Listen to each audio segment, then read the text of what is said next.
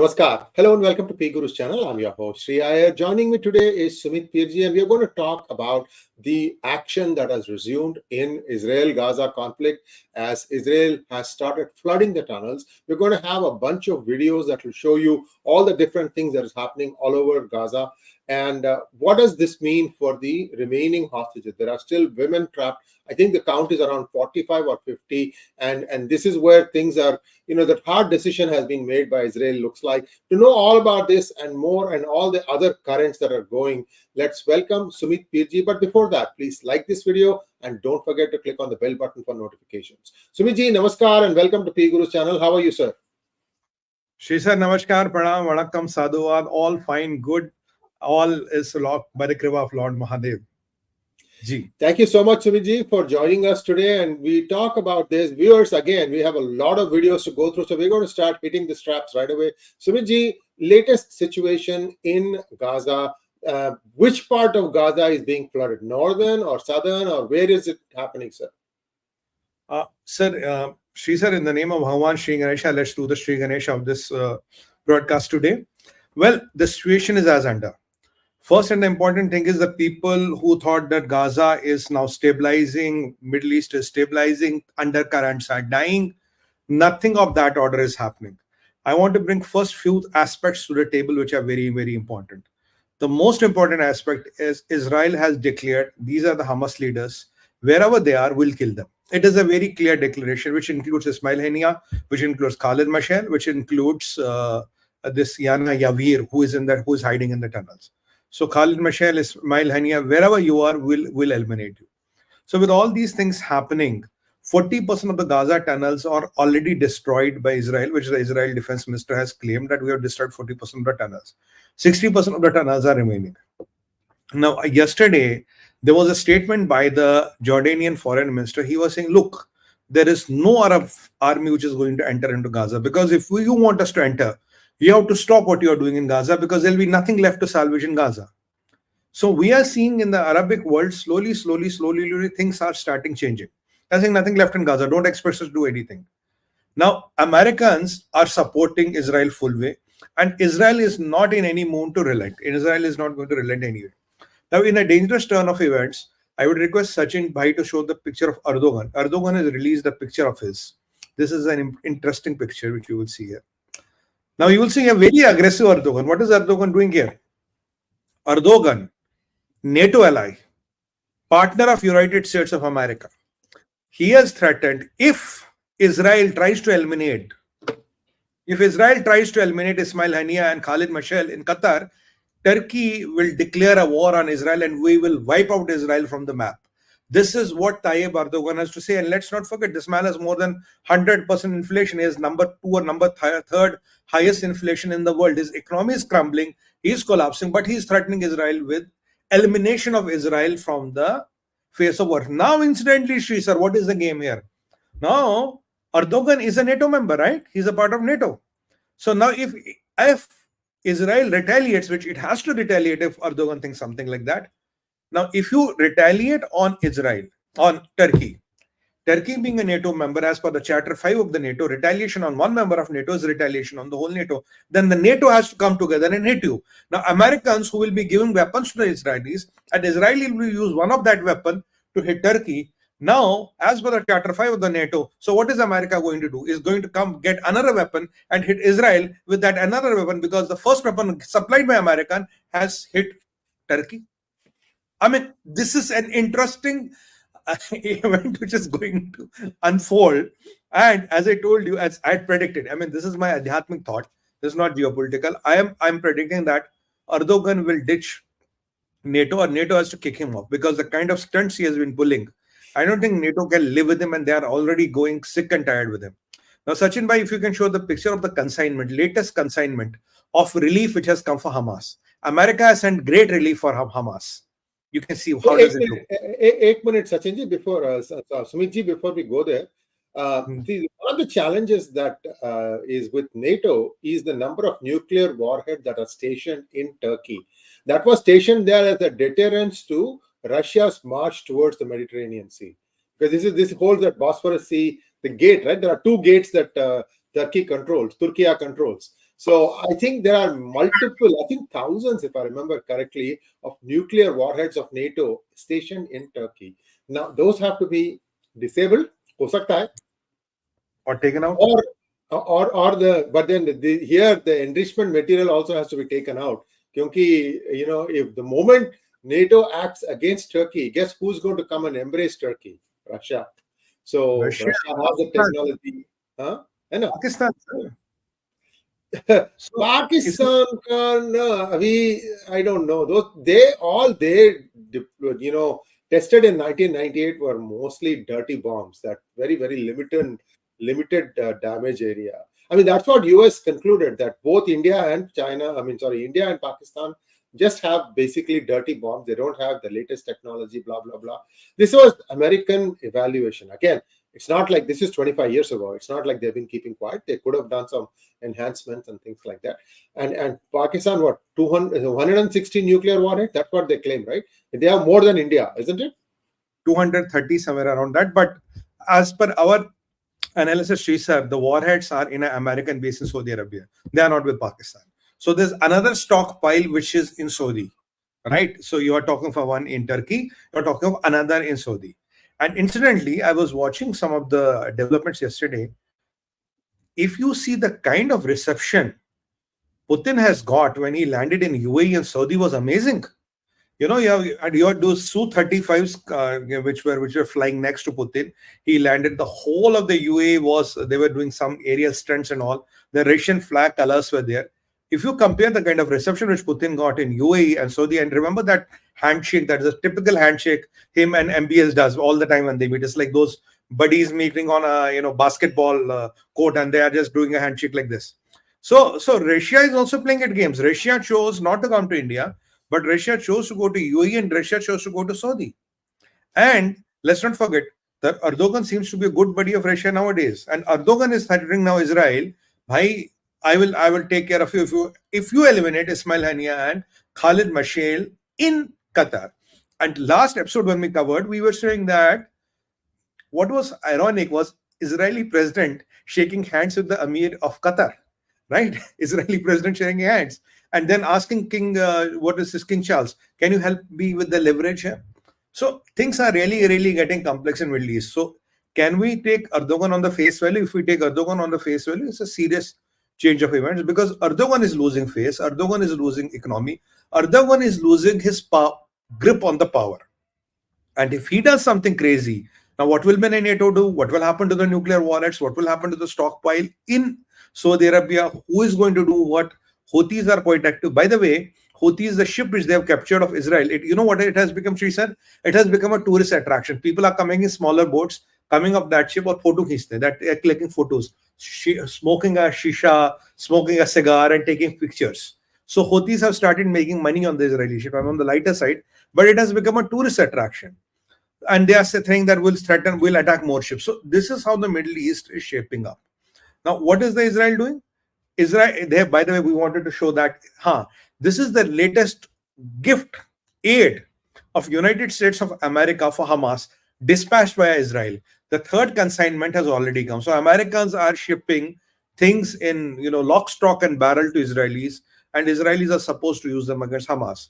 Where is the Hamas hiding? Hamas is hiding in tunnels. As we have been always saying, Hamas is hiding in tunnels. Before we go to the tunnels, IDF has resumed this operation. Yesterday, IDF sent a letter in Arabic to all the residents of Khan Yunis and told them, look, we are warning you to leave Khan Yunis because we are going to now go and take our offensive to civilian areas. Mind my word, civilian areas, because Hamas is hiding here, because they are hiding in hospitals, they are hiding everywhere. They're even hiding in the civilian areas. So there's a letter out there from from IDF to the residents of Khan Yunis that we are going to take this residential area out. So while this is happening, a lot of people have moved out of Gaza. Some people of the Hamas cadre and their sympathizers are hiding in tunnels. Yesterday, one more development happened. Now, Benjamin Netanyahu yesterday did a very, very brave, I don't say brave, I don't know what English to put around it, came up with a very, very straightforward decision. I would call it straightforward because he doesn't have options. He told yesterday, he said, look, we cannot get every hostage home. One line. We cannot get average hostage home. We'll try to get as many of home, but now I think Israel is also kind of letting some hostages go because they don't have option. Now there's good possibility, sir. They are not even surviving. They might have already been eliminated by Hamas. So we don't know. When Benjamin Netanyahu says that, that means they are ready for the trade-off. Now, when ready for the trade-off, what is going to happen? Sachinji, play that video of where IDF is sending a gift to Khan Yunis and some surrounding areas. Those buildings, you can see the level of bombardment, what's happening.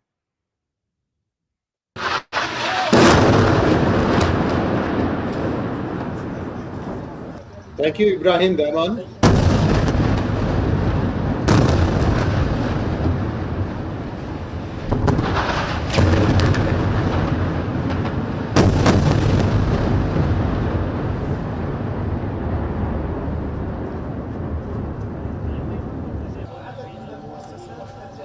This is the last standing. That's part two.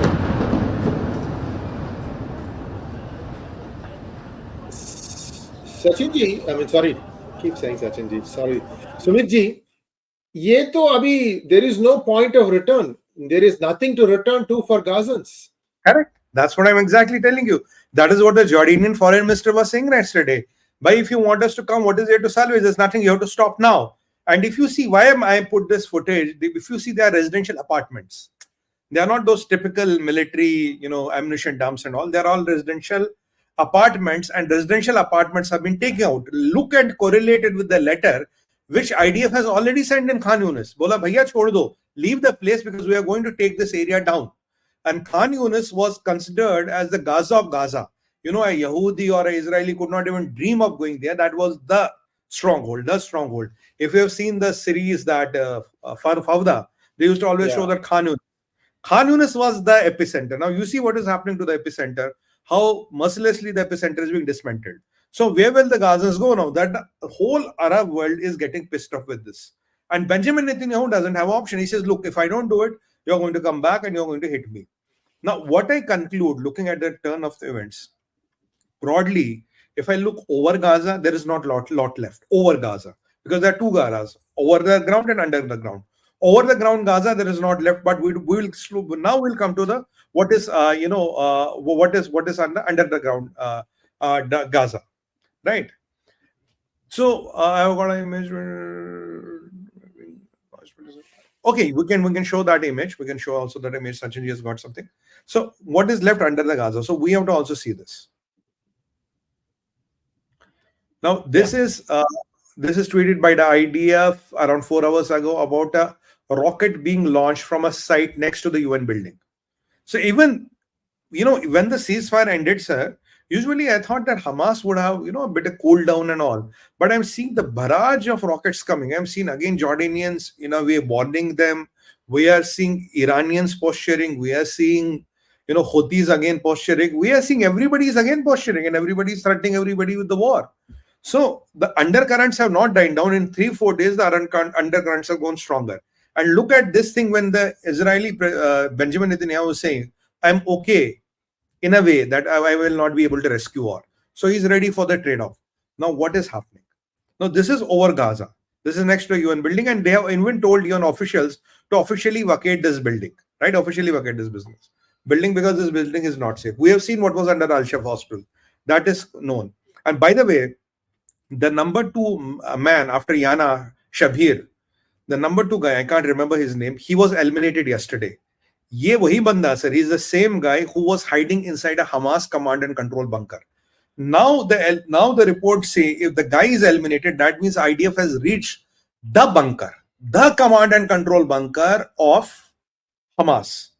Now this Yana Shabir is somewhere 60 meters down these tunnels and he's hiding. Incidentally, one more myth got busted yesterday. During this hostage exchange, when Israelis were letting these hostages go, what happened yesterday when the hostage exchange was happening. The propaganda which was being run, there is no power in Gaza, there is blackout, there is no Wi-Fi, there is no heating, there is no cooling, everything was being done. Now, if you see the footages, you can see everybody is having a cell phone. Everybody is picturing how the hostages are being paraded. Everybody is saying Allahu Akbar, whatever. And everybody is uploading these videos to the internet. Now, couple of things. If there is no power, how is the Wi-Fi working? If there is no power, how is the GSM and CDMA, whatever you are using, is working? If there is no power, how are you charging the cell phones? If there is no power, how are you uploading it to the social media? So this myth, Gaza doesn't have power, Gaza is running out of the power, hospitals are running out of the power, these many thousand people are going to die if the power is not restored, and Gaza does not have fuel, is a lie. Because in fact, the fuel which they were planning to use, they had some other plans with the fuel. We had shown, Sri sir, if you remember one of our episodes, we had shown those fuel tanks of Gaza, which were full of fuel. And Israel said, we are not touching them because we don't want to disrupt it. Now, where did the points I made about the Wi-Fi, the internet, all this, where did this all come from if there was no power in Gaza? It was a complete blackout. So that means there's a parallel ST. There is a parallel ST which is running below the ground, underneath the ground. Now, how do you tackle this? How do you tackle this T? So over the ground, Israeli defense forces and all have tackled. Israel has some losses. Unfortunately, some of the men lost their life and all that. But how do you tackle this T which is running under the ground? That is a question which we have been asking about. Now, I would request Sachin ji to show a picture of a beach which is emerged around 2 days back. I think it emerged around Wednesday or Tuesday. This is an interesting movie, the picture. Now, here what we are seeing, Sri sir, a lot of Israeli soldiers, and IDF is trying to do something in near Gaza, because next to Gaza there is this, and we know Gaza is below the sea level, and the tunnels are much below the sea level. We can see they're trying to lay down something. Kuch kar rahe hain ye log. They're trying to do something. Now, what is the interesting thing what they're trying to do? Now, if you remember on PGurus channel, we suggested that the best way to get rid of these tunnels is not to send in men, not to risk your people, not even risk a dog of IDF, even those hunter dogs, not risk them. Just flood the tunnels. You flood the tunnels, water will do everything. So, but for these terrorists of Hamas, they have to choose a death by water or death by a bullet. So if they stay, they will die by the water. If they come up, they will die by a Yehudi bullet. But the advantage of dying by a Jewish bullet is at least they can go to the Jannat, so-called heaven, and the 72 virgins are kind of promised. But if they die in a watery grave, you're going to get nothing. So, Sarji, that is 72 kishmish. I have kishmish. It's about this size. One is so much. This is raisin. It's called raisin in English. This is one. You get 72. So you get so much. Yes. You get 200 grams or 250 grams. 250 grams. Yeah. Now these jihadis are contemplating, why to die a painful that let's die in the tunnels and will not be found. Now, I'll show you another picture. Sachinji showed another picture which we are going to, another video which we have. We have 2 videos on tunnels which we are going to show, the first and the second, and we'll differentiate what is doing. So this process, somebody has listened and somebody seems to be following PGurus. This is actual where you can see, where when we will play it, you will see the water coming in.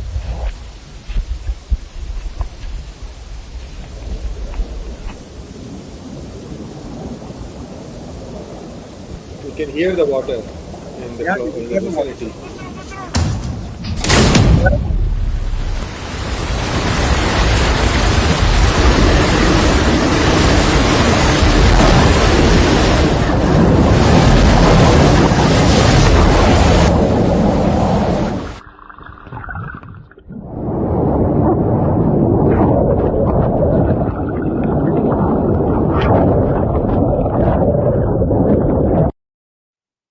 Now, this is the water which has been gushed into tunnel. See the second system.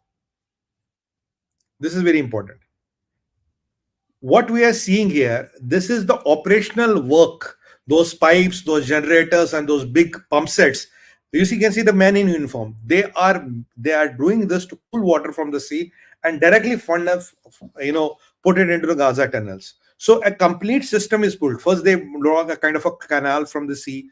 Then they are putting these pump sets, they are putting these pipes, they are putting these all systems. And the video which we showed before this, how Gaza tunnels are getting flooded. Now the question is, when the Gaza tunnels will get flooded, all these desert rats, these so-called terrorists and jihadis, they will die in those tunnels.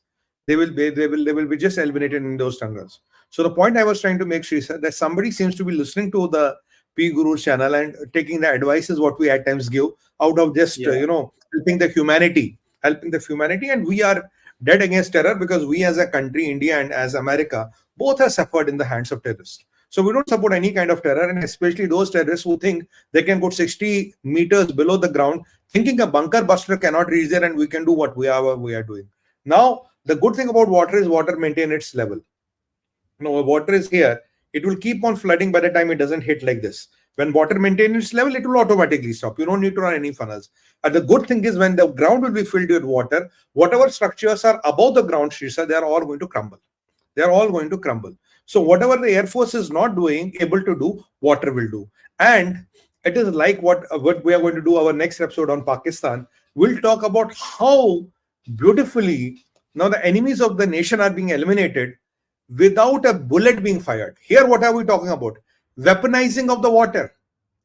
No bullet, no RDX, no C4, no IDF. Weaponizing of the water. And so in desert, you anyway need a lot of water. So the water is being weaponized and the jihadis are being eliminated.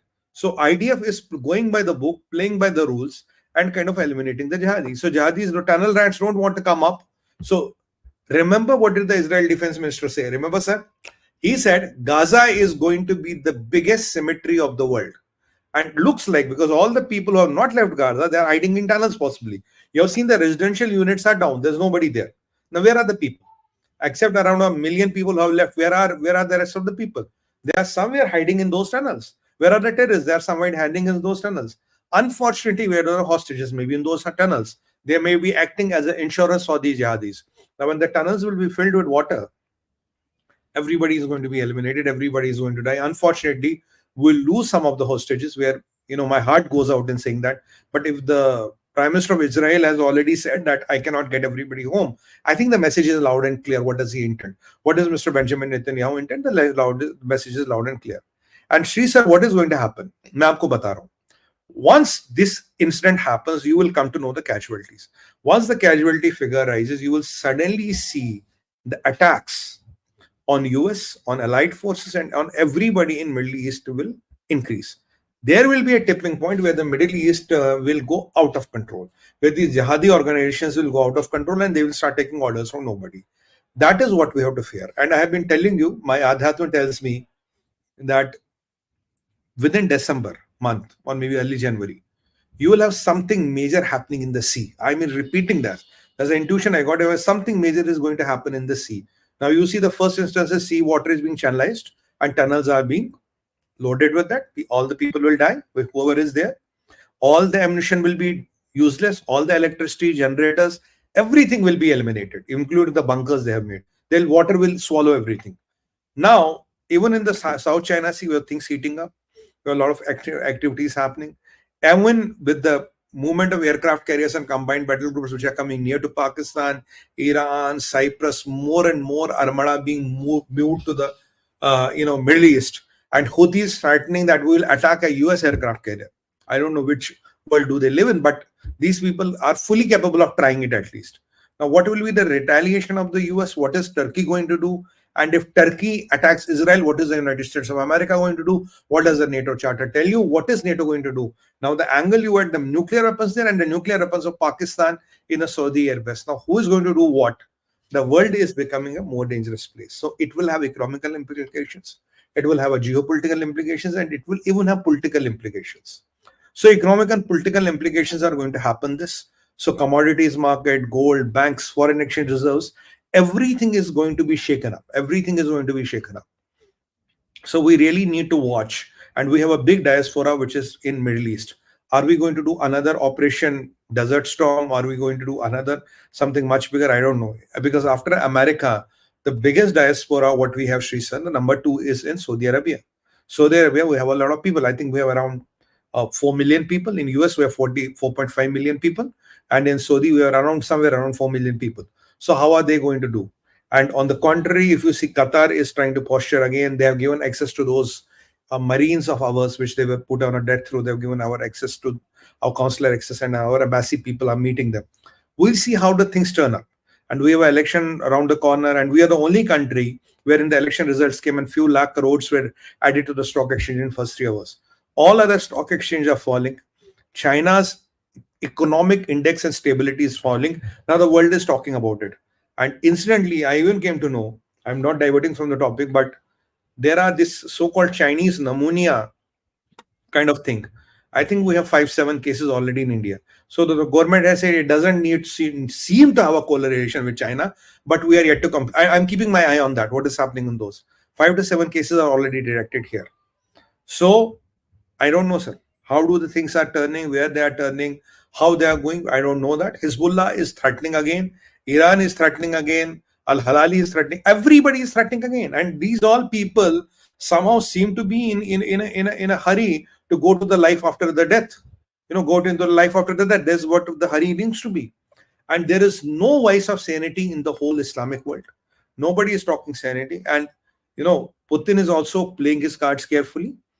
Middle East is again playing its cards carefully. MBS looks to be a seasoned player, but we don't know how much pressure can he handle by the internal people. UAE is trying to play both the sides. Jordan is slightly shifting.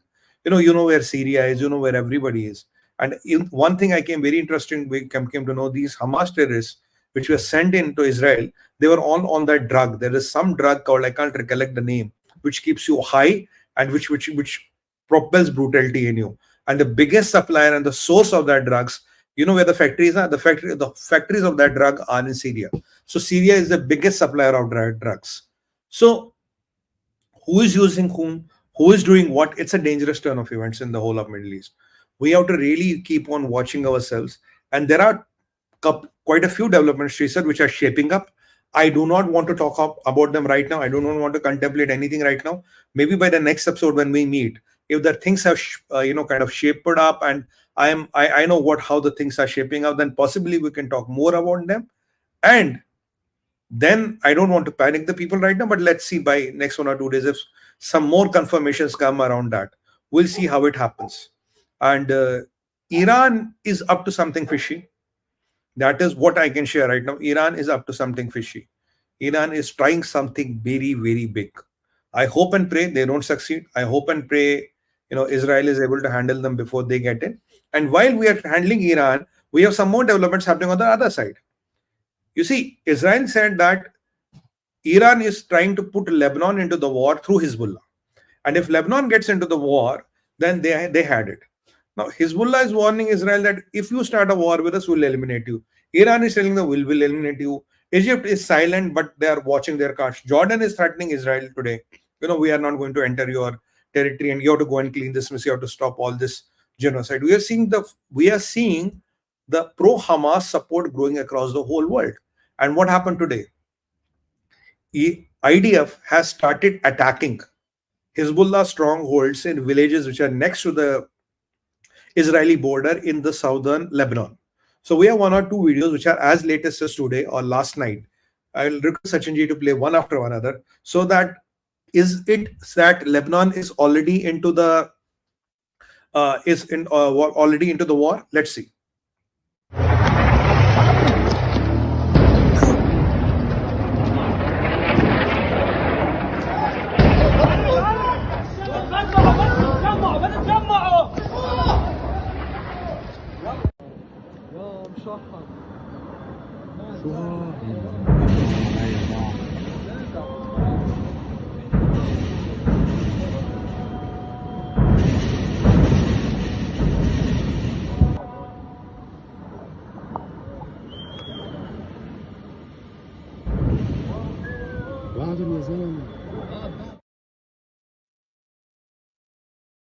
There's another one after that.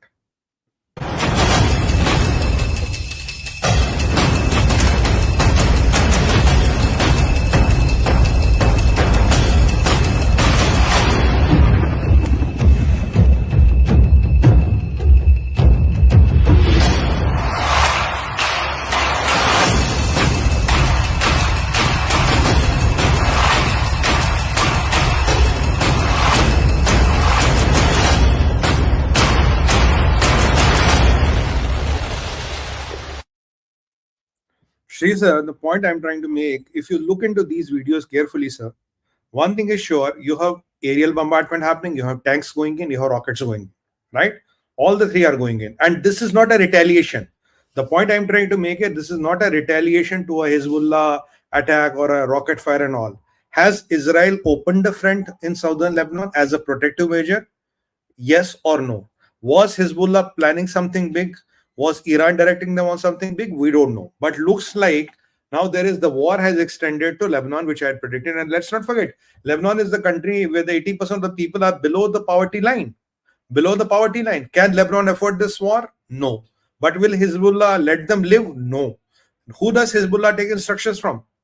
Iran. So Iran is again playing its game of chess. And even there are some reports which are also indicating, Shrisa, that Iran is trying to do something again with Pakistan. Now, what is the khichdi they are trying to cook together, and how are they going to influence this war? We don't know. And yet we have been told that Pakistan is supplying 155 those mortar shells to Israel also. So Pakistan is also trying to play both the sides. Now the twist in the tail is everybody is trying to play both the sides, right? And incidentally, why does Putin all of a sudden land up there? What is Putin going to do in the Middle East? And remember, Putin had earlier said that, push comes to shove, we'll support these Islamic countries. Putin's visit to UAE, the kind of welcome he got in the Saudi and UAE, that is something which I'm analyzing carefully, and I should be able to, in a day or two, to get with something more on that. And second part, before I hand it over to you, is what is Iran and Pakistan trying to cook together? My gut feel is of something, but I cannot come to one right now. But give me a day also, I'll come back to that. Sri sir, you wanted to make a point, Ji. Yeah, we are going to put up a update that appeared in PGurus.com about the Qatari actions on the Indian Navy men. Can we have it up, please? So, Indian ambassador has met 8 former Navymen on death row in Qatar. 2 hearings on appeal already held. This is what the Ministry of External Affairs has said. Do watch pgurus.com. And I told you that we have also started highlighting the best videos under super videos section, where you can go and look at what you may have missed. So you can go and look at some of those videos, which are all, 100,000 views or above. So here you can see the rotating carousel. You click on any one of those things, it will bring you that particular video. So you can, in case you have missed it, you can go and watch that. So this is where things stand. And one last thing before I cede control back to you, Sumitji. 7 years ago, PGurus was following in detail the attempt on Erdogan to initiate a coup. And those of you who don't know, the principal opposition leader of Turkey is actually holed up in the United States. And it is believed, in fact, if you read that article series, I think there's 3 articles from my good friend Henry, and if you read those articles, you will see that a certain general, United States general, landed in Istanbul with cash close to $3 billion. That was believed to be the amount that was supposed to have been given to people in the Turkey military to try and instigate the coup. Of course, the coup failed, and he is stronger than ever, but the Turkey economy has completely collapsed. Also, remember, viewers, that EU was paying Turkey money. There you go. Erdogan mops up Henry D'Souza's articles. This is actually a series of 3 different articles. Do read it. I mean, we've been around for 7-8 years, and we've been giving you stuff that nobody else even thought of. So we can claim rightfully that we have been seeing the future before everybody else saw it. So at least that's Correct. one good reason for you to subscribe to pgurus.com and also to watch our videos. So stay tuned. We need all your help. Refer us to all your friends, and let's get back to Sumitji and let's wrap it up and then take some questions. Go ahead, sir. Sure.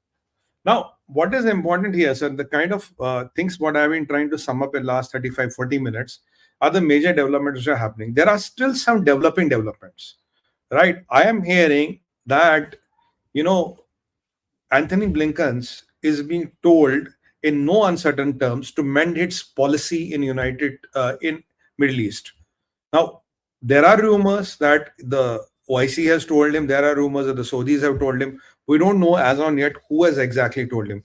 What is the American next move going to be? I was looking at Joe Biden's approval ratings. I think the approval is 36 and the rejection is 63, the latest surveys which have come up.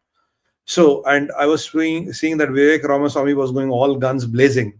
Now, even the political system in US, is it that competent to handle this kind of a disaster? I don't know. How equipped they are, I really don't know. And sir, trust me, Middle East is heating up. It is heating up, and something big is going to turn out from Middle East anytime soon. And I hope and pray that the things still remain in control. And Israel is not listening to anybody. Israel is going for the kill. Israel is going to eliminate all the Hamas and all. And if this front of southern Lebanon, which they've opened up, now let's see how Hezbollah retaliates. And where are Hezbollah's those 150,000 rockets and 15,000 surface-to-air missiles? Do they exist? Do they not exist? American Armada has moved to the Middle East, and incidentally, Pakistanis were also joking that they are sending some boat to protect their naval shipping routes. I don't know what boat. Does boat even have a diesel or not? That's a different question. So with those things, we don't know which way the war is really going.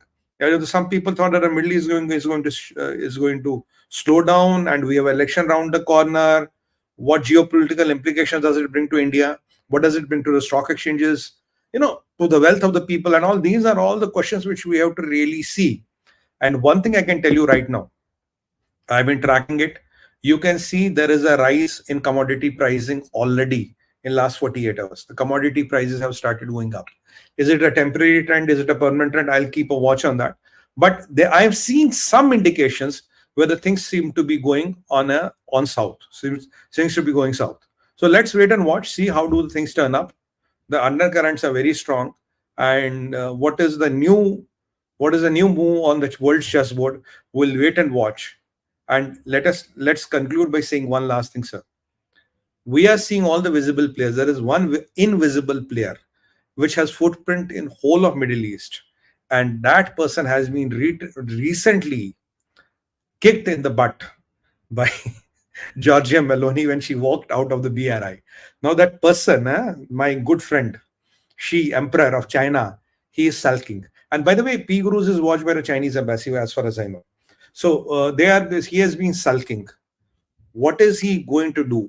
He's looking for an opportunity to make his mark, to make him come back at the world stage as a dominant power. He's looking for that, that small thing. It's like that hacker who's looking for an open port to, hack into your network. He has put all his men and machinery looking for that open opportunity to hack in and to show America a bit down and to show Europe a bit down and to teach a lesson to Europe. Now, how is he going to teach a lesson to Europe? We are keeping an eye on it. I see there are a lot of things which are developing, but maybe in a day or two, we can reveal a few more things as we are ourselves sure that it is how it is going to go up. So we'll keep you updated. So we are on the job. Don't worry. We'll be the first one to keep you updated. And please, I also request you, subscribe to channel, like the video, share the video, press the bell icon, because your support makes us work harder. That's all that I have to say.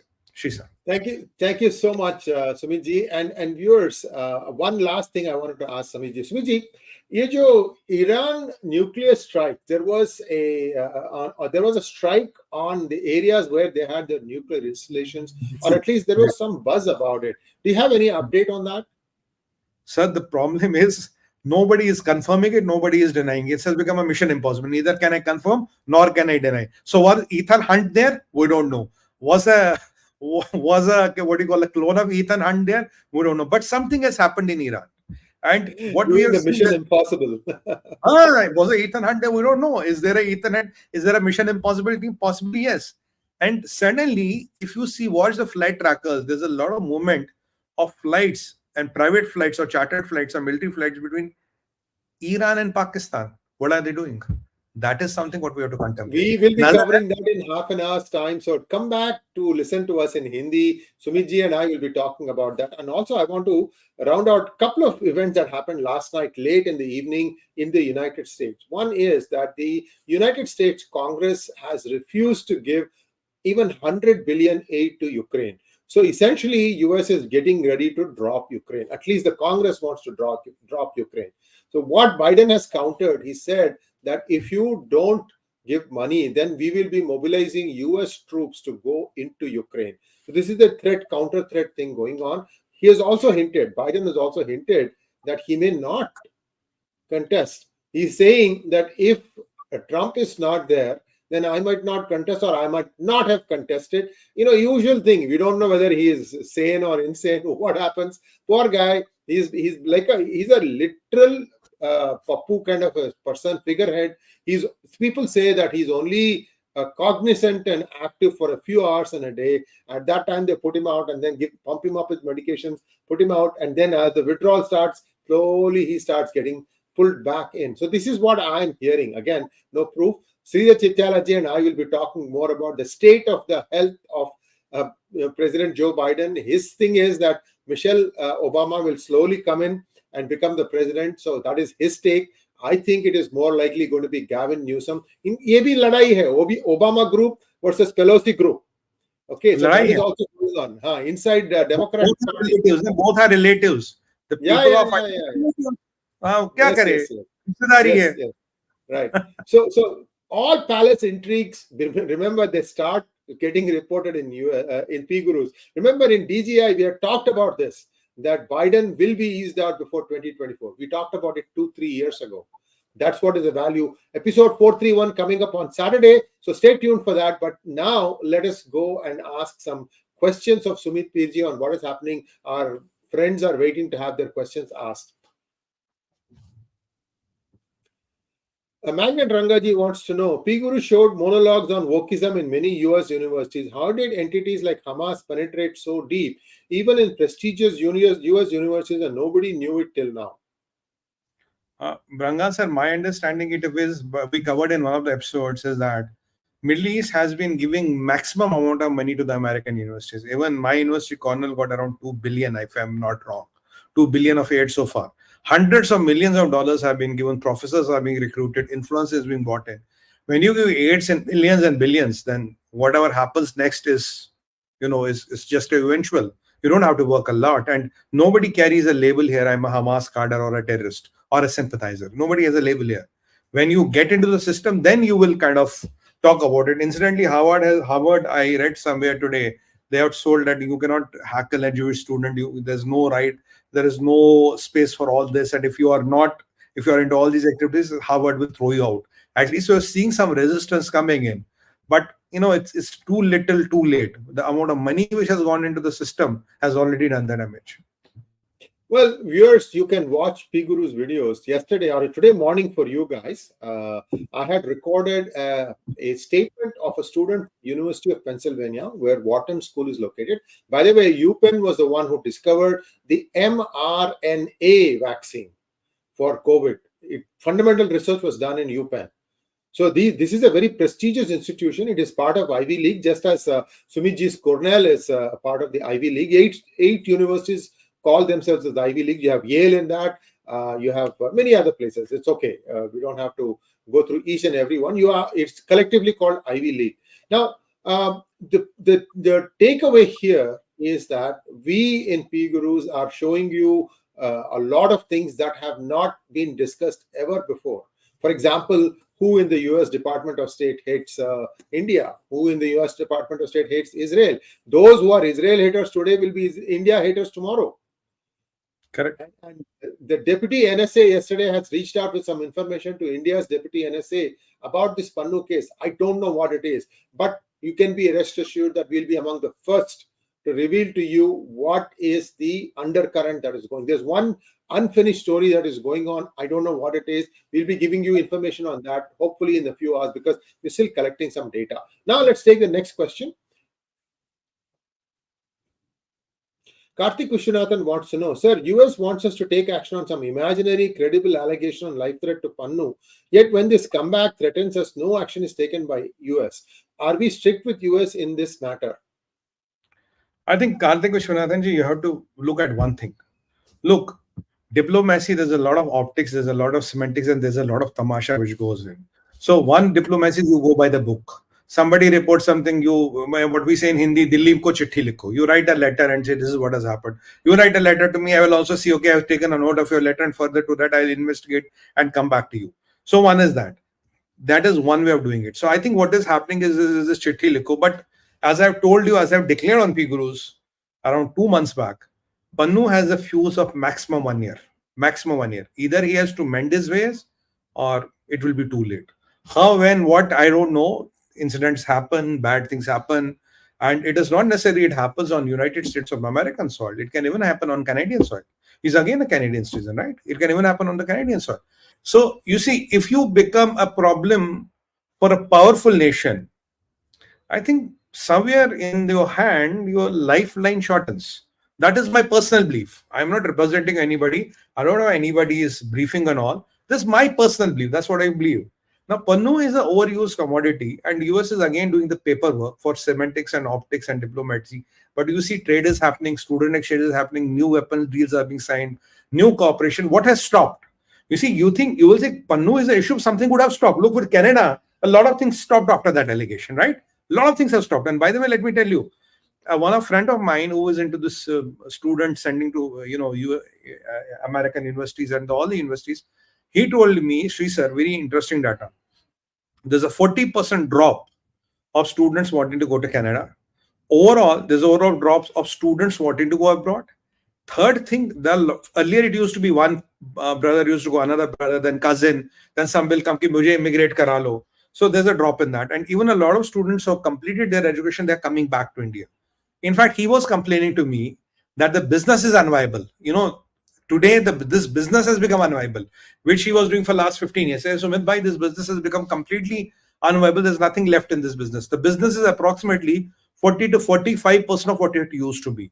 So there are a lot of changes happening on the ground. There are a lot of changes happening on the ground. But let the right type of data come from an authentic authority, then we'll reveal that data to you. So Pannu and all are this, chitti likhne wala syndrome. You write me a chitti, I have taken a note of your letter, I'll have to reply you back. What we incorporate, we say mail khelna. Let's play mail. So that's what is happening with Pannu. Next question, please. Atre Shigwal wants to know, why isn't India officially designating Iranian proxies such as Hamas, Hezbollah, and Houthi rebels as terrorist organizations? You see, they are not bothering India as on date. You have to establish that link. You have to establish that link. As a responsible country, India needs to establish that link. This incident happened in India on Indian shores, and this is the proof that there is involvement of these organizations. Until that happens, India cannot declare somebody as a terrorist organization. I think that's what you are saying, right? Yeah, correct. There has to be a link. You can't just say this is a terrorist organization. I think, there is an important thing that we need to understand. 197 countries, they all view India as a responsible democracy. See, remember how many times Justin Trudeau has shot his mouth off about, Kisan, all those farmer protests in Punjab. Did Modi ever talk anything about the truckers protest in Canada? That shows the political maturity of India's leadership. You don't involve yourself in internal matters of other countries unless a Panunu starts shooting his mouth off. Only that case becomes important because he is actually directly hurting India's interests. I'm just being a neutral observer here. How many times have I criticized the Modi government also? Many times. The point I think I'm trying to say is that maturity comes through. People understand you. India is making very good friends in Africa by being their friend, not their boss. Correct. That's a very important distinction. No other country has treated Africa as so brotherly as India has. India has established an IIT Madras in Tanzania, if I remember correctly. Correct. General Rajiv, yeah.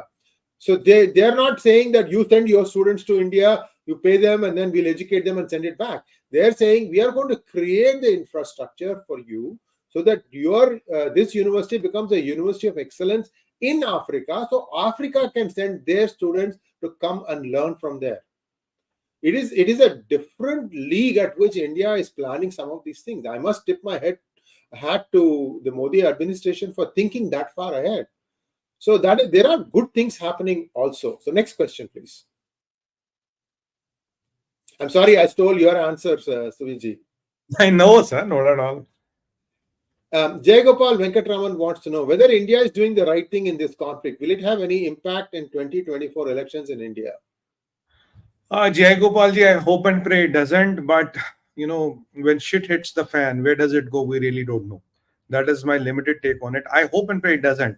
Honestly, if you tell me what I had predicted last time, today 340 seats is what I look at it. But the threat to the upcoming elections is not political. It can be geopolitical. So politically, there's nothing which can go wrong here. But geopolitically, things can, can go get a bit out of control, not because of our mistake, because how the things are heating up globally. I'm telling you, there is one silent player who has a foot and mouth everywhere, but not to be seen.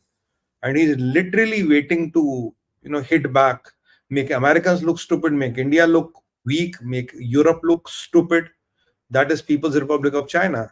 So he is really looking at that opening. Jaga hoti hai na, he's really looking at that opening to sneak in and to sneak in his whatever things he can. So we have to be really watchful of that country. And there are a lot of commodities and metals which he controls still. A lot of commodities, rare earths, controls still. And what can be the impact of this? That is something which we have to contemplate. So you don't, in geopolitics, you don't only see the direct implication. I have to go 4 lanes down the layer to see what is the layer 4 implication, and I'm going to handle this. Yes, thank you, Chaudhary ji, for becoming a YouTube member. And I'm seeing the stream of questions. Jivesh Jha, thank you for becoming a YouTube member. We have still a few questions to run through. We are going to do that fast. Ustad Tituddin Khan Chanchat wants to know. Thank you so much, Ustad. What should be the broader approach, in your opinion, to counter the leftist Islamist ecosystem in academia globally? The only way to control it is you have to acknowledge there's a problem, sir.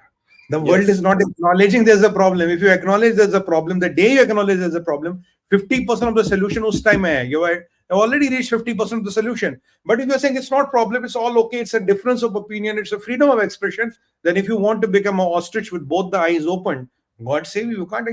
At least you and me are discussing. You and me and Sri sir and our viewers, we acknowledge there's a problem. If the world is not acknowledging a problem, look, Obama never used the word Islamic terror. All his tenure, he never used the word Islamic terror. Does it answer your question? Next one, please.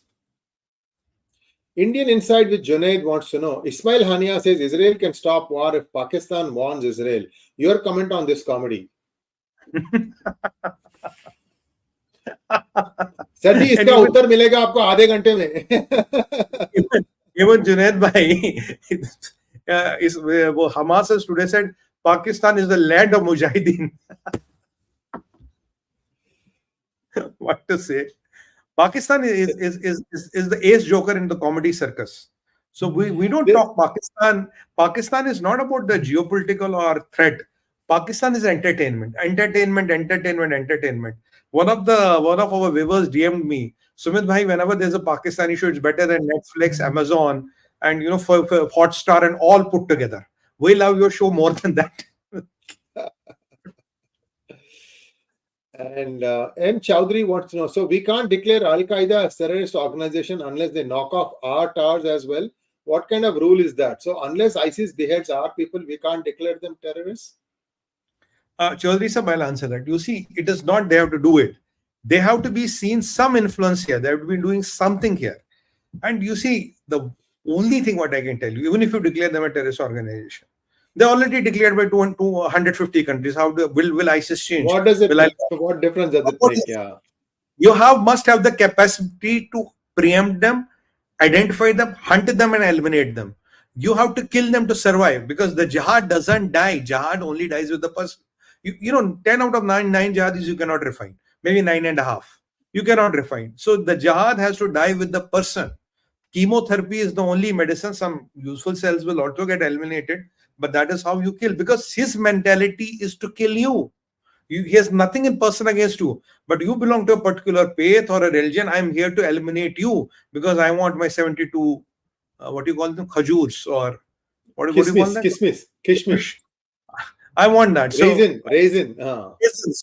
So for 72 raisins, if somebody can behead a person, it will fit in a small cup. 200 grams, 200 grams. Yeah. Next one. नहीं, inflation हो गया है. It was 250, अब 200 को आ गया है. Ustad Tituddin Khan Chanchay, thank you so much for your generous donation. There are rumors that China has already released the next COVID virus, and it may be in Delhi. If COVID 2.0 spreads in the next 2-3 months, do you think Modi BJP will lose 2024 just like Trump lost 2020? Ustad ji, क्यों मेरी दुखती रग पे हाथ रख रहे हो?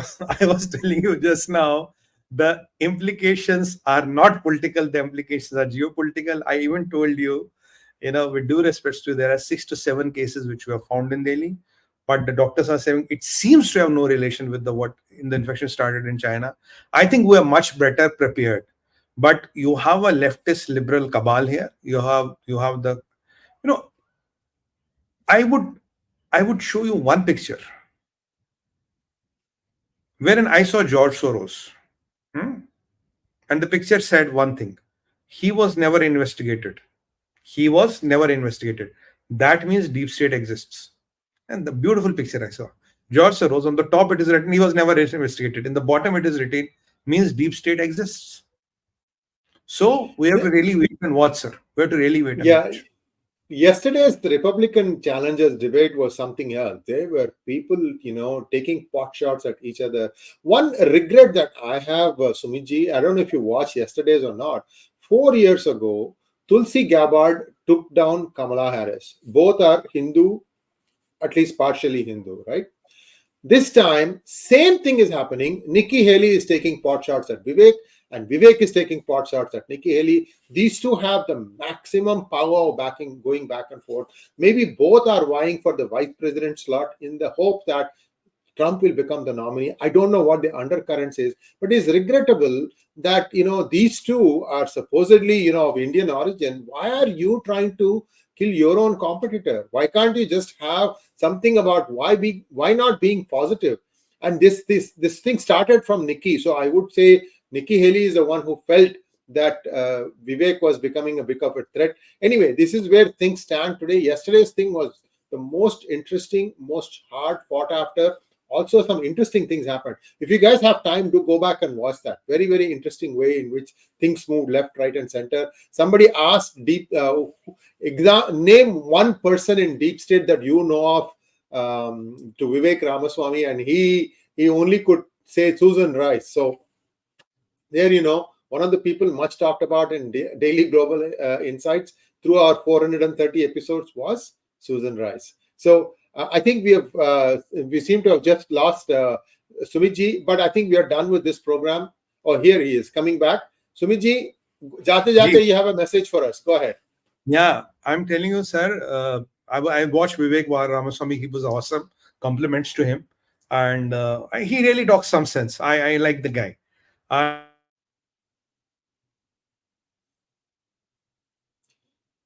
Looks like somebody doesn't like Sumitji to be participating on PGurus channel. You know that even when Elmer Ewan comes on our channel, there used to be a lot of interference. Who knows what happened? Maybe it might have been a power drop. But be that as it may, we are going to be back again in half an hour's time. So thanks for joining, and we'll be back again. Do like, share, and subscribe to our channel. Don't forget to click on the bell button for notifications. Namaskar.